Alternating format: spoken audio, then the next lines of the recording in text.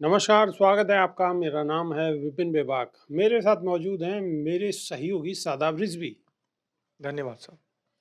लोकसभा में चर्चा के दौरान नेता विपक्ष राहुल गांधी ने वोटर लिस्ट का मुद्दा उठाया है। राहुल गांधी ने कहा कि पूरे देश में वोटर लिस्ट पर सवाल उठ रहे हैं, इस पर सदन में चर्चा होनी चाहिए। राहुल गांधी ने लोकसभा स्पीकर को संबोधित करते हुए कहा कि आपने सही बात बोली कि वोटर लिस्ट क्या सरकार बनाती है। इस पर स्पीकर ने नेता विपक्ष को तुरंत टोकते हुए कहा कि मैंने ऐसे नहीं कहा।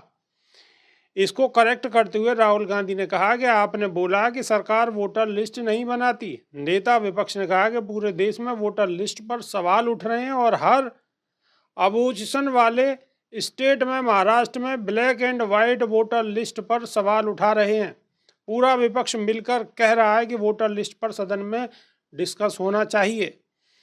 लोकसभा के अलावा राहुल गांधी ने वोटर लिस्ट को लेकर एक्स पर एक पोस्ट भी लिखी है, जिसमें उन्होंने लिखा है कि पूरा विपक्ष संसद में वोटर लिस्ट पर विस्तृत चर्चा की मांग कर रहा है। महाराष्ट्र की वोटर लिस्ट में गड़बड़ियों को लेकर मेरी प्रेस कॉन्फ्रेंस को 1 महीने से अधिक हो गया है, मगर पारदर्शिता को लेकर चुनाव आयोग से हमने जो मांग की थी वो अब तक पूरी नहीं की गई है। सवाल आज भी वैसे ही बने हुए हैं। अब वोटर लिस्ट में डुप्लीकेट नामों के नए सबूत सामने आए हैं, जिससे और भी नए और गंभीर सवाल खड़े हो रहे हैं। लोकतंत्र और संविधान के मूल्यों की रक्षा के लिए ये चर्चा बहुत आवश्यक है। वोटर लिस्ट पर बोलते हुए पूर्व केंद्रीय मंत्री और राज्यसभा सांसद कपिल सिब्बल ने कहा कि चुनाव आयोग सरकार के कब्जे में है। जो लोकतंत्र की बात करते हैं, अगर लोकतंत्र ऐसे ही चलता रहा और चुनाव आयोग सरकार की पैरवी करता रहा तो निश्चित रूप से जो नतीजे आएंगे वो आपके सामने हैं।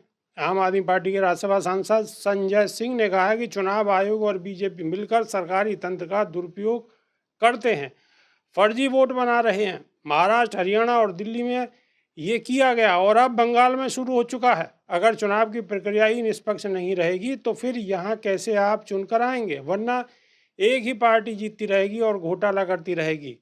इस पूरे चुनावी घोटाले में सरकार और चुनाव आयोग का पक्ष सामने आना चाहिए। संसद में बजट सत्र का दूसरा चरण आज यानी कि 10 मार्च से शुरू हो गया है। शादाब रिजवी, अब वोटर लिस्ट पे महासंग्राम छिड़ा हुआ है और कुछ दिनों में आपको ये सड़कों पर भी नजर आएगा।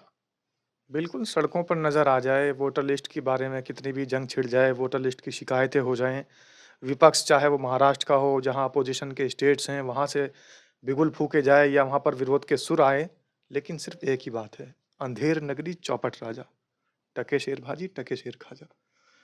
यहाँ पर वही हालात अब बन चुके हैं जो उस समय में जब ये पंक्ति लिखी गई होगी, जब अंधेर नगरी चौपट राजा वाली कहावत बनी होगी, आज फिर से वही कहावत दोबारा इस देश के अंदर चरितार्थ हो रही है।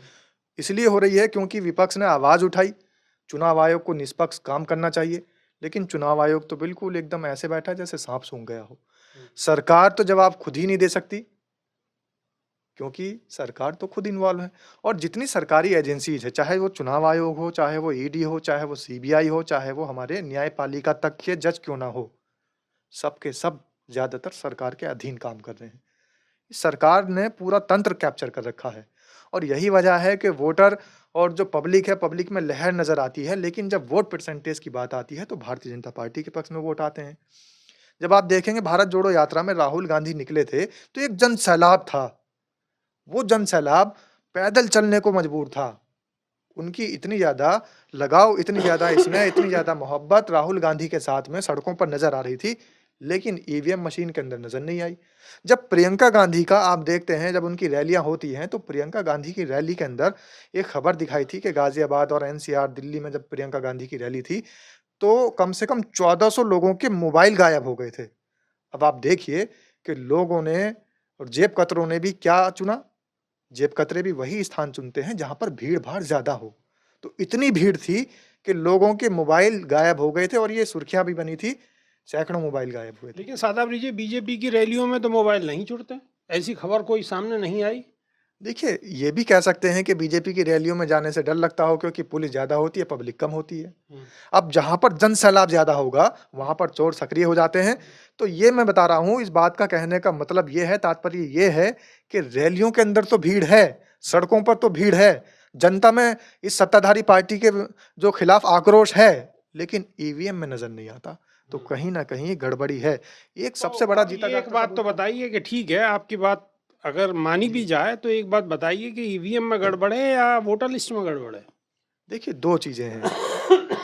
पहले जब टारगेट किया गया और ईवीएम की जंग छिड़ी, तो लोगों का ध्यान ईवीएम की तरफ था। और राहुल गांधी बहुत अच्छे तरीके से एक बात समझाते हैं कि जो ये जेब कतरा होता है, ये ध्यान आकर्षित करने के लिए दूसरी तरफ या इसके साथ ही जो दूसरे व्यक्ति होते हैं, वो कुछ ऐसी गतिविधि करते हैं कि ध्यान उधर जाता है और जेब इधर कट जाती है।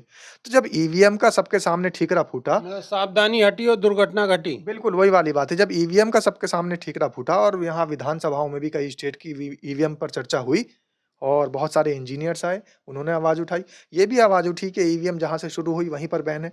तो ईवीएम की जगह इन्होंने दूसरा रास्ता इजाद किया। अब वोटर लिस्टों पर धांधली शुरू हो गई है और इसका जीता जागता सबूत अभी जो पिछला महाराष्ट्र का चुनाव हुआ है उसके अंदर है।